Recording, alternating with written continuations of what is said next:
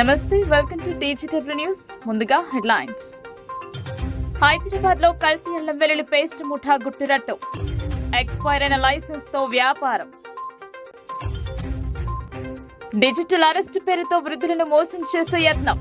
CI రాకతో cyber నేరగాళ్ల కుట్ర భగ్నం. ఏపీ అంగన్వాడీలో సిబ్బంది నిర్లక్ష్యం. తలుపులు తెరిచి విధులకు రాని అంగన్వాడీ సిబ్బంది. హైదరాబాద్ లో కల్తీ అల్లం వెల్లుల్లి పేస్ట్ ముఠా గుట్టురట్టయింది. ఎంఎస్ మక్తా రైల్వే గేట్ సమీపంలో ఎక్స్పైర్ అయిన FSSAI లైసెన్స్ తో వ్యాపారం చేస్తున్న 21 ఏళ్ల జసాని ఇలియాన్ జేజీ ఫుడ్స్ పేరుతో కల్తీ పేస్ట్ తయారీ విక్రయాలు చేస్తుండగా commissioner task force Khairatabad zone దాడులు నిర్వహించి అరెస్ట్ చేశారు. ఇతడు తయారు చేసిన 4000 కేజీల కల్తీ అల్లం వెల్లుల్లి పేస్ట్ స్వాధీనం చేసుకున్నట్లు టాస్క్ ఫోర్స్ పోలీసులు తెలిపారు.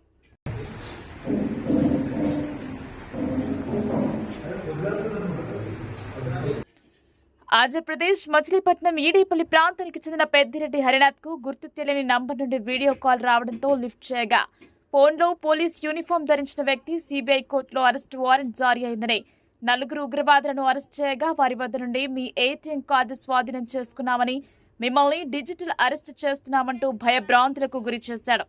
సమాచారం అందుకున్న వెంటనే చిలకలపూడి సిఐ షేక్ అబ్దుల్ నబీ ఇంటికి చేరుకుని నకిలీ పోలీసులను వీడియో కాల్లోకి తీసుకుని వెనుక నుండి ప్రశ్నించగా కంగుతిన్న సైబర్ మోసగాడు వెంటనే కాల్ కట్ చేసి పరారయ్యాడు. ఏపీ అంగన్వాడీలో సిబ్బంది నిర్లక్ష్యంగా వ్యవహరించారు. కొనకనమిట్ల మండలంలో అంగన్వాడీ సిబ్బంది విధులకు డుమ్మా కొట్టి తలుపులను మాత్రం తెరిచే ఉంచారు.